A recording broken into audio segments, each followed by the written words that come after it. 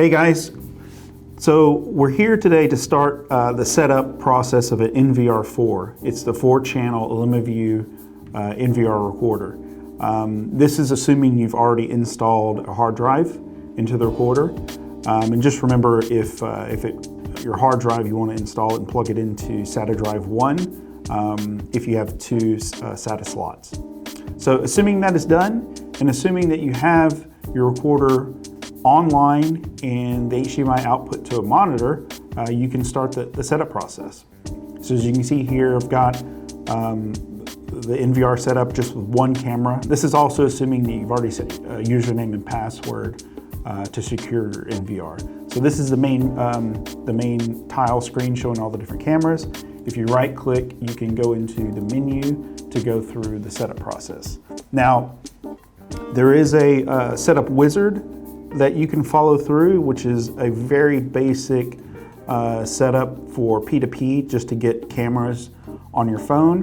But I like to go through and really maximize the system to ensure that it's on the network, it's producing an IP address, that the hard drive is formatted, and then formatted in that all of the cameras are maximized on the system. So I'm not going to go through the wizard. You can go through the wizard on your own. So let's go through the setup of this NVR. So step one, like I said, I did install a hard drive. So let's ensure that the hard drive is recording. So if you go to storage, go to hard disk, as you can see here, yep, status is normal, and it is recording. Now, if you want to, you can go ahead and format that hard drive. I think that's a good best practice. So let's go ahead and format. And you should be done as far as the hard drive setup and check. Next thing I want to do is check the network to make sure that it is on the network and producing an IP address. So click on network. I can see here, yep, it is online, and I am producing an IP address, which is good. So check 2. The next thing I want to do is go through and ensure that the NVR has its latest firmware. In addition to that, all the cameras are up to date as well. So to ensure that you have the latest firmware, or to do any kind of firmware updates, go to maintain, go to upgrade. You can see you have 2 choices. You can update the NVR firmware, or you can update the IP camera firmware. So we'll start with the NVR. And there's also 2 choices within the NVR upgrade. You have cloud or local. Locals, if you want to input the firmware directly into the NVR, or like I said, download it directly from the cloud. So I'm going to select cloud, check for update. Let's see. Yep, it looks like there is a update available. So I'm going to click upgrade. So it'll restart the device.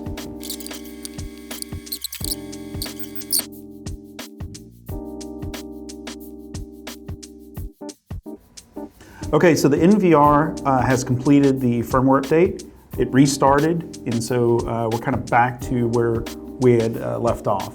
So NVR is good. Let's move on to the cameras. And of course, only have one camera connected, but if you have multiple cameras here, you can click here, select all the cameras, and then check for an update. So after you click check for update, the latest version should pop up here, and as you can see, there is an update available. And then you should be able to click cloud update and click OK.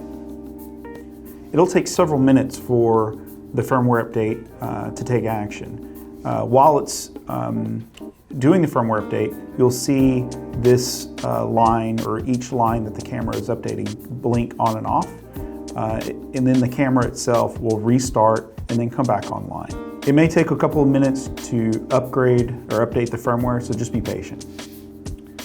The next thing you want to do is to check the output resolution of your recorder. If you have a TV that has 4K resolution, of course you want to maximize the video output so that you get the best picture on your monitor. So to do that, you can come over to System, to Preview, And then right here on resolution on video output, you can change it here, okay? And then I'm using a 1080p monitor at the moment, so I can't change it to 4K, so I'll leave it where it was, all right? From this menu as well, you can change how the cameras are displayed on your monitor. So as you can see here, I've got just this one camera showing on the right, top right tile. But if I go back to System and to Preview, so that camera was showing up on the tile that was D2, which is top right. I can move that camera over to this tile by selecting the tile, then selecting the camera. After that, please hit Apply, hit Exit, and it can move over, all right? And within the preview menu, you have different configurations or different layouts for your cameras. Next up, you'd want to go to Camera and then go to Encoding. And from here, you can maximize your storage on your NVR. What I like to do is change the storage mode from main and substream because it's recording in 2 streams. I like to just record the main stream. The other things that you can do is turn on the smart recording. So you can select advanced mode, so it can also maximize how much storage you're recording. Most of the Illumivue cameras have a microphone built in, and so if you want to record that audio stream, you would want to select audio stream on the main stream and on the substream. The substream is a secondary stream that's sent over a network to your mobile device. Next up, you'd want to go to the on-screen display, or OSD, for the cameras. And from here, you can give the camera a friendly name. So we'll just call this Cam 1. Enter. And then you can also change the date format if you don't like how that is formatted. We'll change it to day, month, and year. And then you can also change the time format as well to 12-hour. You can choose to show the time, and then I want to show the name as well, and it'll pop up a little green screen, and green identifies that is the camera name. The font size is medium, which I'm okay with. The font color, you can change it to any color you want. I think we'll go with blue here, and then you can click Apply. Additionally, you can copy this to all of your other cameras. So if you hit Copy, you can say, okay, I want to copy that font size, the time, and the color, date format, and time format to all of my other cameras. Since I only have one camera here, I can only copy it. I can't really copy it or multiply it, but this is a great shortcut for you guys in the field trying to set up cameras. Once you select all for all of your cameras, you'd click OK, and it would copy that format across, let's say, up to 16 cameras. Once you're done, of course, click Apply, and you can move on to the next section. The next thing you can do, and this is optional, is to set up any of the analytics that are available for your camera. This particular camera, if you go over to VCA, you can see that the Smart Intrusion Prevention is highlighted here in this orange color. So this camera has the features or the ability to give you notifications for line crossing and intrusion. If it's grayed out, this particular camera will not have those features. So let's go in here and set up the intrusion detection. Step 1 is make sure your camera is selected. Step 2 is to select intrusion detection on. And then the next thing is you want to click the gear and then make your adjustments, right? And so if this was, let's say, the front yard of my home, I want to be notified if anyone enters into this bottom right quadrant. To do so, you can draw a line. And so you can draw multiple lines here, but let's start out with this first line. And you would just click, release, click, click release, and then double click when you're done. So that's number one. That's your first area of intrusion. If anybody comes over here, you can get an email notification, set off a buzzer or alarm, or get a notification on your mobile device. Automatically, once you've drawn out that area of intrusion and selected intrusion detection, it will automatically send you a notification within the app, okay? You will have to set up email notifications and a buzzer, but I'll show you that in just a second. You can adjust the sensitivity. I would suggest starting off with, let's say, 80 to start with.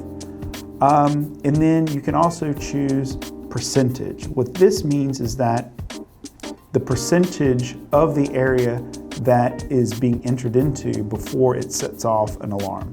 So I'm going to set that to say 10% of this area. If 10% of this square quadrant is entered into, then it will set off the alarm. Of course, you would want to play around with some of these settings, walk in that area of intrusion to see what's going to set it off and what's not going to set it off. Next up, you can look at the different trigger actions if someone enters into this area. Click the gear next to trigger actions. If you want an email to be sent if someone enters into that area, you would select email, click apply. Then you go over to network, email, and then here you can start entering in the recipient's information to receive those email notifications.